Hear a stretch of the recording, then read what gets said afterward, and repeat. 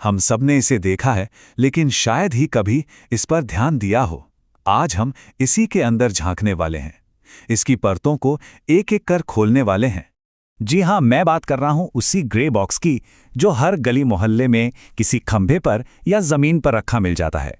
ये हमारी modern life का एक ऐसा गुमनाम हीरो है जो चुपचाप बस अपना काम करता रहता है। लेकिन असल में ये सिर्फ एक बक्सा नहीं है, इसके अंदर इंजीनियरिंग की एक पूरी दुनिया चल रही है। ये लगातार गर्मी, दबाव और फिजिक्स के मुश्किल नियमों से जुड़ी समस्याओं को सुलझा रहा है। तो चलिए इसमें थोड़ा और गहरा उतरते हैं।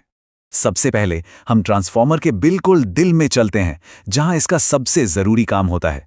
हम देखेंगे कि इसका कोर और वाइंडिंग कैसे मिलकर वोल्टेज को बदलते हैं और यहीं पर इंजीनियर्स को अपनी पहली बड़ी चुनौती का सामना कैसे करना पड़ा। इसका बेसिक प्रिंसिपल सुनने में तो बड़ा सिंपल है। एक मैग्नेटिक कोर के चारों ओर तांबे के तार लपेट दिए जाते हैं। बिजली एक तरफ से आती है और दूसरी तरफ से बदले हुए वोल्टेज के साथ बाहर निकल जाती है। पर इसी सीधे साधे डिजाइन में पहली बड़ी इंजीनियरिंग प्रॉब्लम छिपी हुई है। देखिए, अगर आप लोहे का एक सॉलिड टुकड़ा इस्तेमाल करते हैं तो मेन करंट के साथ साथ उसमें छोटी छोटी बेकार की करंट्स बनने लगती हैं। इन्हें एडी करंट्स कहते हैं। ये एनर्जी बर्बाद करती हैं और कोर को बेवजह गर्म करती हैं। तो इंजीनियर्स ने इसका क्या हल निकाला? सॉल्यूशन बहुत ही शानदार है। उन्होंने ठोस लोहे के बजाय लोहे की पतली पतली पत्तियां लीं। हर पत्ती पर वार्निश लगाया ताकि वो एक दूसरे से इंसुलेटेड रहें और फिर उन्हें एक साथ चिपका दिया। ये डिजाइन उन बेकार की करंट्स का रास्ता ही ब्लॉक कर देता है, जिससे ट्रांसफॉर्मर बहुत ज्यादा एफिशिएंट बन जाता है। ठीक है, एडी करंट की प्रॉब्लम तो सॉल्व हो गई, लेकिन ट्रांसफॉर्मर के चलने से जो भयंकर गर्मी पैदा होती है वो अपने साथ कई नई चुनौतियां लेकर आती है।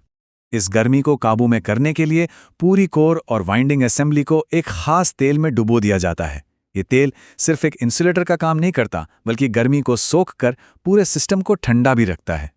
और यहीं पर अगली प्रॉब्लम आती है। कोई भी लिक्विड गर्म होने पर फैलता है। सोचिए, अगर मेन टैंक पूरी तरह से सील है तो ये फैलता हुआ गर्म तेल उसे बम की तरह फाड़ सकता है। इसका सल्यूशन है मेन टैंक के ऊपर एक छोटा टैंक लगाना, जिसे कहते हैं कंजर्वेटर टैंक। ये आधा खाली रहता है, तो जब मेन टैंक में तेल गर्म होकर फैलता है तो वो इस छोटे टैंक में चला जाता है। और जब तेल ठंडा होकर सिकुड़ता है तो यही छोटा टैंक पक्का करता है कि मेन टैंक हमेशा तेल से भरा रहे। पर तेल को ठंडा कैसे किया जाए? इसके लिए ट्रांसफॉर्मर के किनारों पर ये रेडिएटर्स लगे होते हैं। ये बिल्कुल किसी कार के रेडिएटर की तरह काम करते हैं। गर्म तेल इन पतली ट्यूबों से होकर गुजरता है, जहां बाहर की हवा इसकी गर्मी को खींच लेती है। फिर ठंडा तेल वापस मेन टैंक में चला जाता है और ये कूलिंग साइकिल लगातार चलता रहता है। तो तेल के फैलने की समस्या तो सुलझ गई, लेकिन जब तेल ठंडा होता है तो क्या होता है? वो सिकुड़ता है। और यहीं से एक और बड़ी ही मजेदार प्रॉब्लम सामने आती है। ट्रांसफॉर्मर को सांस लेने की जरूरत पड़ती है। चलिए देखते हैं कि इसका मतलब क्या है।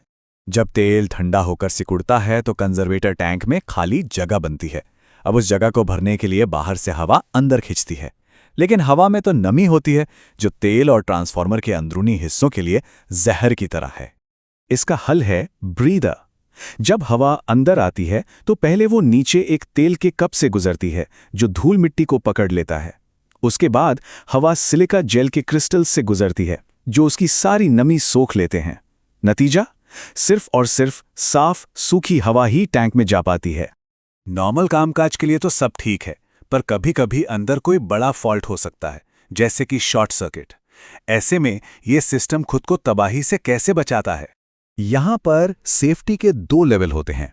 पहला है बुखोल्स रिले, जो मेन टैंक और कंजर्वेटर टैंक को जोड़ने वाले पाइप पर लगा होता है।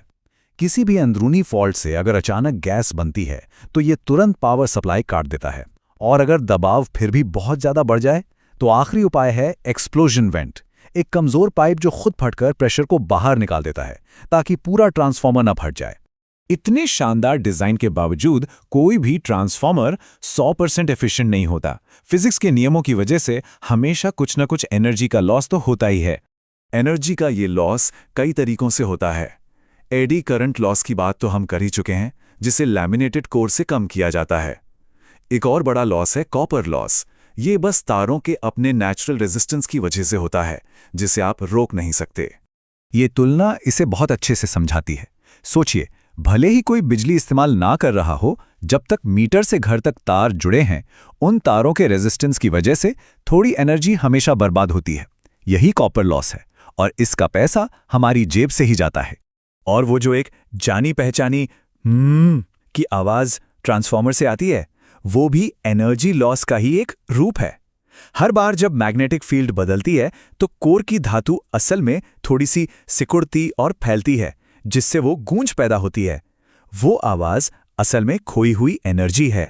इन सभी प्रक्रियाओं से गुजरने के बाद सही वोल्टेज पर बिजली इन बड़े चीनी मिट्टी के इंसुलेटर, जिन्हें बुशिंग कहते हैं, से बाहर निकलती है और हमारे घरों की ओर अपनी यात्रा शुरू करती है। तो अगली बार जब उस ग्रे बॉक्स को देखें तो याद रखें कि ये कोई बेजान चीज नहीं है। ये एक जिंदा सांस लेती हुई मशीन की तरह है, जो खुद को ठंडा रखती है, खुद की हिफाजत करती है और लगातार मुश्किल समस्याओं को हल करती है ताकि हमारी दुनिया चलती रहे। और ये हमें सोचने पर मजबूर करता है कि हमारे चारों ओर और कौन सी साधारण दिखने वाली चीजें हैं जिनके अंदर ऐसी ही अविश्वसनीय इंजीनियरिंग छिपी हुई है। आज के सफर में बस इतना ही।